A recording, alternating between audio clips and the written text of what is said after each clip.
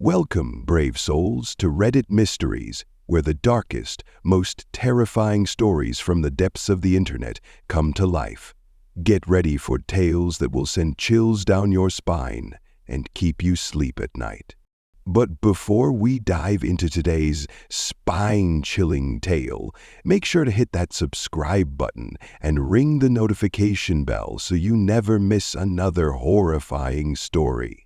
And if you love creepy, true stories that will haunt your dreams, give this video a thumbs up. Your support means the world.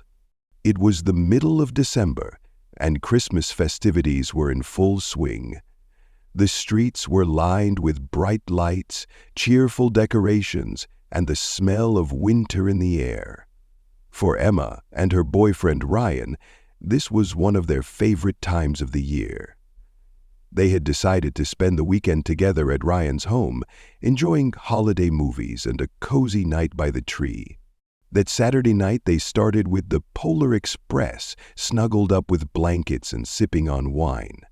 After the movie, Emma suggested they move on to Elf, but their bottle of wine had run out. Ryan offered to make a quick run to the liquor store just down the street. "I'll be back in 10 minutes, he said with a grin, pulling on his jacket and heading out. Emma, left alone in the house, felt the peaceful silence settle in. The soft glow of the Christmas tree illuminated the room, casting flickering patterns on the walls. She scrolled through her phone for a bit, listening to the cheerful music from the movie. That's when she heard it. An odd noise coming from beneath her. At first, Emma brushed it off. "It's probably the house settling," she told herself, trying to focus on the movie. But then it came again. A faint, deliberate sound, like something shifting below the floor. Her pulse quickened as she realized the noise was coming from the crawl space directly below the living room. Gripping her phone, she called Ryan. "Hey," she whispered, her voice trembling. "I think I'm hearing something from the crawl space." Ryan's voice was calm but concerned. "It's probably nothing, but stay on the phone with me. I'm almost home." Emma stayed seated, her eyes darting to the floor. She strained to hear anything else, her heartbeat pounding in her ears. A few minutes later, the front door creaked open, and Ryan walked in. "What did you hear?" he asked, setting down the wine bottle. "It was coming from right below us," she said. "Like something moving." Ryan grabbed a flashlight from the closet. "Stay here. I'll check it out." He opened the door to the crawl space, a low-ceilinged, musty area filled with storage boxes.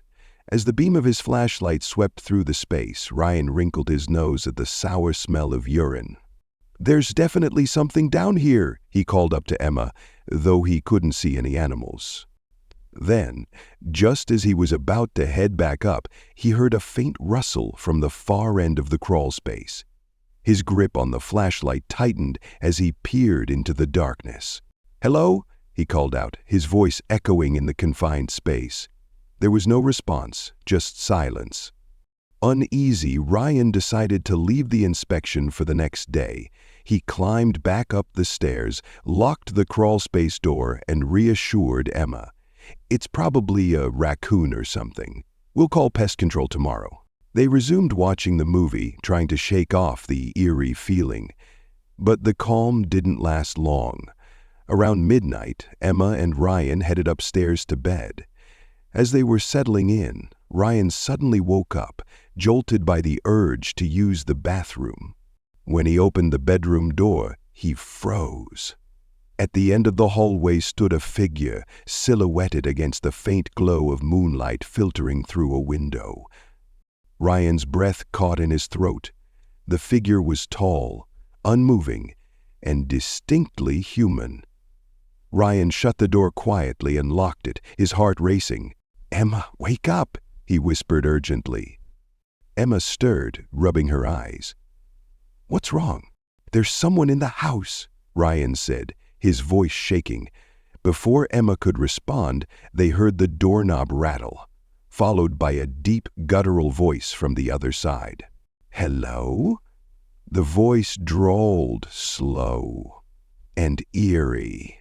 Emma let out a stifled scream as she realized what was happening.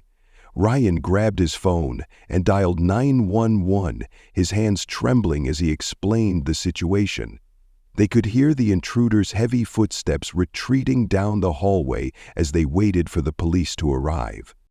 It felt like an eternity, but eventually, flashing red and blue lights illuminated the windows. The police searched the house and found no one inside. However, their investigation of the crawl space revealed a disturbing truth. There was a makeshift bedding area tucked away among the storage boxes, along with trash and a puddle of urine. Someone had been living there, possibly for days. The officers speculated that the intruder was likely a homeless man who had found his way into the crawl space through a small opening near the foundation. He had been hiding there unnoticed until that night. Though the man was never caught, Emma and Ryan took no chances. They reinforced the crawl space door and installed additional security measures around the house. The experience left a lasting scar on both of them. Emma no longer felt safe alone at night, and Ryan double-checked every lock before going to bed. The thought that someone had been living beneath their feet, listening to them, watching them, was a terror they would never forget.